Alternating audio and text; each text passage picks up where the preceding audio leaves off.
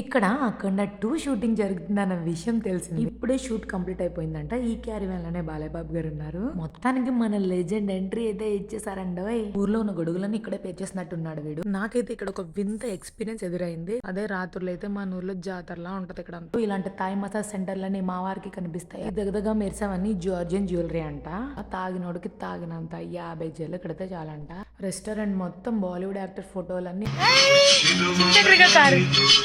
Colour లో ఉన్న building Georgian president house. ఈ జార్జియా మొత్తం బీభత్సమైనశాలి. ఎండాకాలంలోనే ఇలా ఉంటే చలికాలంలో ఇంకా అంతే సంగతులు. పొరపాటున చలికాలంలో వచ్చామే అనుకో, బావగారు బాగున్నారు సినిమాలో బ్రహ్మానందం గారు బిగిసిపోయినట్టు మన పరిస్థితి కూడా అలానే ఉంటది అనుకోండి. నా లాస్ట్ వీడియో చూసారా, దాని కంటిన్యూషన్ ఇదండి. ఒకవేళ చూడకపోతే డిస్క్రిప్షన్ లో లింక్ ఇస్తాను, వెళ్ళి చెక్ చేసేయండి. మరి అక్కడ ఖర్చు పెగ్గి మౌంటైన్ చూసాక నేరుగా ఇక్కడికే వచ్చేసాం. కింద వరకు అయితే మేము మాట్లాడుకునే ట్రావెల్స్ బస్ లోనే వచ్చాం, కానీ కింద నుంచి పైకి రావడానికి అయితే ఆ బస్ పనికి రాదంట. సో మా ట్రావెల్ గైడ్ నలుగురికి ఒక జీప్ లెక్కన మాట్లాడాడు. డబ్బులు మాత్రం మనమే కట్టాలండి. మేము వచ్చిన ఈ ప్లేస్ అయితే చర్చ్ అండి, జెర్జిటీ ట్రినిటీ చర్చ్ అంటారు దీన్ని. ఇది ఆ చర్చ్ లోపల ఉన్న గృహ అన్నమాట. చీకటిగా ఉండడం వల్ల అంత క్లారిటీ లేదు, కానీ ఇక్కడ నుంచి కనిపించే వ్యూ అయితే మాత్రం నిజంగా అదిరిపోయిందనే చెప్పొచ్చు. మేమైతే ఇక్కడ కేవలం ఒక 5-10 నిమిషాలు మాత్రమే గడిపాము, వెంటనే కిందకి వెళ్ళిపోయాము. దానికైతే ఒక ప్రత్యేకమైన కారణమే ఉందనుకోండి. ఇదేమిటంటే ఇలా కొండపైకి చర్చ్ చూడడానికి వెళ్తూ ఉండగా మా చెవులోనైతే ఒక విషయం పడిందండి. ఆ విషయం మా చెవులో పడ్డప్పటి నుంచి కాలైతే అస్సలు కుదురుగాలేవు. ఎంత వేగంగా అక్కడికి వెళ్దామా అని పరుగులు తీస్తానే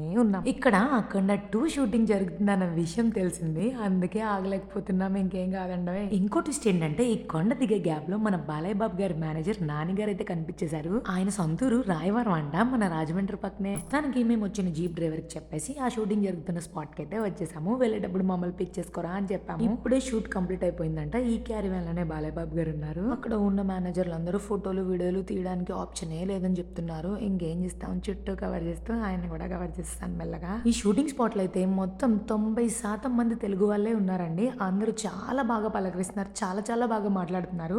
నాకైతే చాలా బాగా అనిపించింది. మా బాధంతా మా బుడ్డోడి కోసమేనండి. వాడి జాకెట్ కూడా మేము కార్లోనే మర్చిపోయి పరుగులు తీసేసాం. ఇక్కడికి చలి తట్టుకోలేక చాలా కేకలు పెట్టేస్తున్నాడు. వెళ్ళిపోలేము ఉండలేము అన్నట్టుంది మా పరిస్థితి.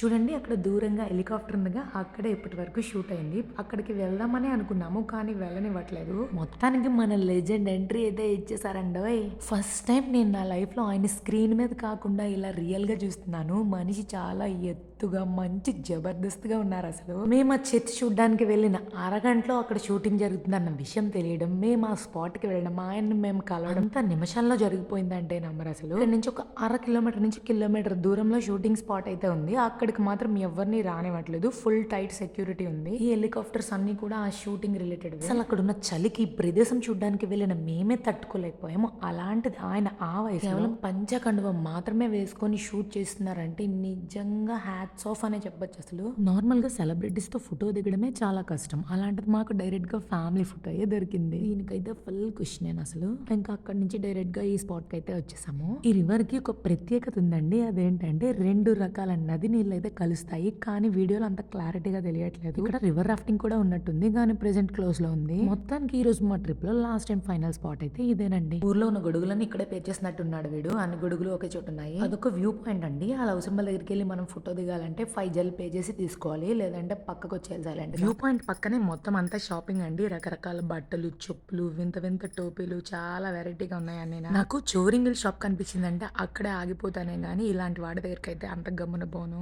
నాకైతే ఇక్కడ ఒక వింత ఎక్స్పీరియన్స్ ఎదురైంది. దాని వెనకతలు ఉన్న కారణం తెలుసుకున్నాకైతే పిచ్చ పిచ్చగా నవ్వుకున్నాను. చూసారా, అలా అక్కడికి వెళ్ళి ఆ షూస్ ముట్టుకున్న వెంటనే ఆ సౌండ్ వచ్చింది. అసలు ఇది నిజమా కాదా అని 2-3 సార్లు వేరే వేరే షూస్ కూడా ముట్టుకున్నాను. సేమ్ అదే సౌండ్ వచ్చింది. ముందు భయపడ్డాను, షూస్ ముట్టుకుంటే అలా సౌండ్ వస్తుందేమో అనుకున్నాను, కానీ తర్వాత తెలిసింది షాప్ లో ఒక్కొక్కుంది, ఏది ముట్టుకున్నది అలానే అరుస్తుంది అన్న విషయం. నేనేమో మా వాడిని నవ్విద్దామని టోపీ పెట్టుకుంటే సేమ్ ముసలి దెయ్యంలా ఉన్నానని మా ఆయన ఎక్కిరిస్తున్నారు. పొద్దున్న ఎక్కడైతే పిక్ చేసుకున్నాడో ఇప్పుడు అక్కడే డ్రాప్ చేశాడు. మొత్తానికి ఈ రోజుకి మా ట్రిప్ అయితే కంప్లీట్ అయిపోయింది. బస్ దిగిన వెంటనే ఈ గుండె ఈ 3 అమ్మాయిలు బొమ్మ గీయడం కనిపించింది. ఈ అక్క జార్జియన్ పాటలు పాడేస్తున్నట్టుంది, నాకైతే ఏం అర్థం కాలేదు.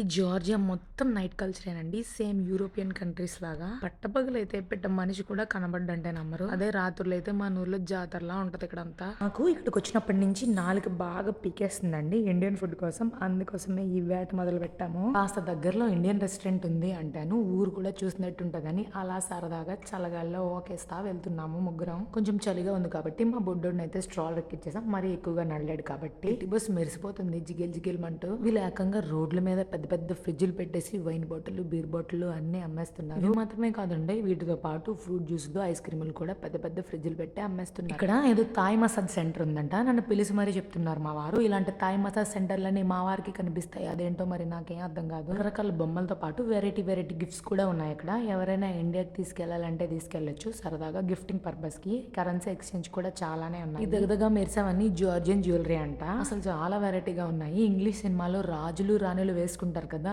అలా వింత వింతగా కనిపిస్తున్నాయి నాకు ఇవన్నీ. జ్యువెలరీ మొత్తం చేత్తో చేసినట్టున్నారు. ఒక ప్రత్యేకమైన స్టైల్ ఉంది దానికి. డిఫరెంట్ గా ఏమైనా కొనుక్కోవాలి అనుకునే వాళ్ళకైతే ఇది ఒక బెస్ట్ ఆప్షన్ అనే చెప్పొచ్చు. ఈ జార్జియా మొత్తంలో ఎక్కడ చూసినా ఫ్రిడ్జ్ మ్యాగ్నెట్ లానండి. ఎక్కడికి వెళ్ళా అవి వెంటాడుతానే ఉన్నాయి. ఇక్కడ చూడండి, ఇక్కడ పెద్ద పెద్ద బోర్డులు పెట్టి అమ్మేస్తున్నాడు. ఇక్కడ చూడండి, ఏకంగా 50 జల్లు కడితే పొద్దున్న నుంచి రాత్రి దాకా ఎంత కావాలంటే అంత తాగొచ్చాట. తాగినోడికి తాగినంత 50 జల్లు కడితే చాలంట. జస్ట్ 1650కి మందు బాబులకు మంచి ఆఫర్ అండి.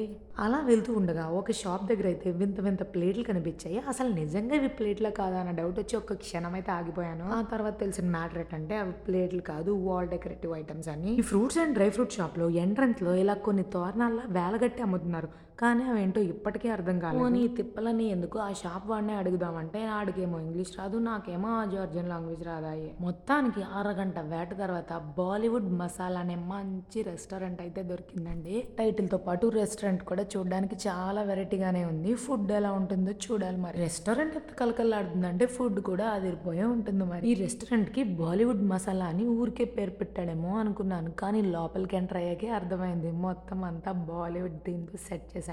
రెస్టారెంట్ మొత్తం బాలీవుడ్ యాక్టర్ ఫోటోలన్నీ అతికించేశాడు. ఏ మాటకు ఆ మాట చెప్పుకోవాలి. పక్క దేశంలో ఇండియన్ రెస్టారెంట్ దొరికిందంటే అక్కిక్కే వేరప్ప. అది కూడా అసలు వెజ్ ఆప్షన్సే లేని ఊర్లో దొరికితే అబ్బబ్బా, దానికన్నా ఆనందం ఇంకేమన్నా ఉంటుందా. ఈ రెస్టారెంట్ లో బాల్కనీ వ్యూలో కూర్చొని తినే ఆప్షన్ కూడా ఉంది. మేము వెళ్ళిన కాసేపటికే అది ఖాళీ అయింది, కానీ మా బుడ్డోడితో అక్కడ చాలా రిస్కీ అని చెప్పేసి మేమైతే ఆ ప్లేస్ తీసుకోలేదు. ఇంకా ఇక్కడ నుంచి రోడ్ వ్యూ అయితే అదిరిపోయింది. కిందంతా కారులతో జిగేల్ జిగేల్ అంటుంటే పైన రోపే కూడా నేను తగ్గేదే లేదంటూ మంచిగా తిరిగేస్తుంది. నాకు నాగార్జున సినిమా చూసినప్పటి నుంచి ఈ రోపే ఎక్కాలన్న కోరిక అయితే గట్టిగా ఉండిపోయింది. కానీ మేమున్న లొకేషన్ కి అయితే అది చాలా దూరంగా ఉంది. ఫుడ్ వచ్చే గ్యాప్ లో మా వాడు చూడండి టేబుల్ మీద ఎలా ఫిట్లు వేస్తున్నాడు. ఇంకాసేపు వదిలితే మా వాడు టేబుల్ కాస్త ఎర్రగొట్టేసేలాగే ఉన్నాడు. ఆర్డర్ చేసిన ఫుడ్ అయితే వచ్చేసింది. ఫుడ్ చూడగానే ఎడారిలో మంచినీళ్ళు దొరికినంత ఆనందం వచ్చింది. ఇలా ఫుడ్ తిని బయటకు వచ్చామా లేదో మాకైతే ఈ ఓపెన్ కార్ కనిపించింది. సర్లే ఎలాగో వెళ్ళేది రూమ్ కి కదా, ఒక రౌండ్ వేసి వెళ్ళొచ్చులే అని ఎక్కేసాము. ఒక 15 to 20 minutes మొత్తం జార్జియా సిటీ అంతా చూపించేస్తాడు నైట్ వ్యూ.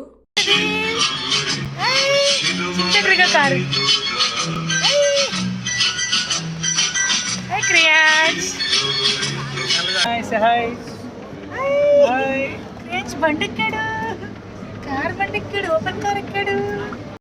మా వెనక సీట్లో ఎవరు ఎక్కలేదు, సీట్ మొత్తం ఖాళీ. మంచి మ్యూజిక్ వేసాడు మా అన్న. మా కిస్ కూడా ఆడి ఎంజాయ్ చేస్తున్నారు మ్యూజిక్ కి. మొత్తం నైట్ కల్చరే సిటీ అంతా ఫుల్ హడావిడి. నార్మల్గా లేదు, పగల ఎవరు లేదు. నైట్ టైం ఫుల్ ట్రాఫిక్ తో పాటు స్ట్రీట్లన్నీ కలకల్లా ఆడిపోతున్నాయి. చిన్న గల్లీలు కూడా జిగేల్ జిగేల్ అంటున్నాయి. ఈ మాటకు ఆ మాట చెప్పుకోవాలంటారు. నైట్ రైడ్ లో ఉండే మజాయే వేరు కదా అసలు. ఇది చూడండి దగ్గరగా మెరిసిపోతుంది కదా, ఈ బిల్డింగ్ పార్లమెంట్ అంట. ఇది మాకు ట్రిప్ లో ఫస్ట్ డే. పొద్దున్న నుంచి రాత్రి దాకా కంటిన్యూగా తిరుగుతానే ఉన్నాము, ఫుల్ గా ఎంజాయ్ చేస్తానే ఉన్నాము. ఏదేమైనా సరే ట్రిప్ లో ఫస్ట్ డే ఉన్న కిక్ మిగతా రోజులు ఉండదు, అదేంటో మరి. ఈ బిల్డింగ్ చూడండి ఎంత అందంగా కట్టాడో. అటు ఇటు 2 ముక్కలు సేమ్ ఒకేలా ఉన్నాయి, కానీ మధ్యలో వెరైటీగా ఒక పెద్ద సందే ఉంది. ఇక్కడ బిల్డింగ్లు లైట్లు మాత్రమే కాదండి, ఈ పూల మొక్కలు చెట్లు కూడా చాలా మంచిగా పెంచేస్తున్నారు వీళ్ళు. సిటీ మొత్తం 20 నిమిషాల్లో గిర్రం అంటూ ఫుల్ గా చూపించేశాడు. ఈ వైట్ కలర్ లో ఉన్న బిల్డింగ్ జార్జియన్ ప్రెసిడెంట్ హౌస్ అంట. బయట ఎంత బాగుంది, లోపల ఇంకెంత బాగుంటుందో కాదు. ఈ జార్జియన్ ప్రెసిడెంట్ హౌస్ పక్కన ఉన్న స్ట్రీట్ ఓల్డ్ బిలియనీర్ స్ట్రీట్ అంట. ఇక్కడతో మా ఫస్ట్ డే ట్రిప్ అయితే సమాప్తం. మీరు మాత్రం లైక్, షేర్ అండ్ సబ్స్క్రైబ్ చేసుకోండి.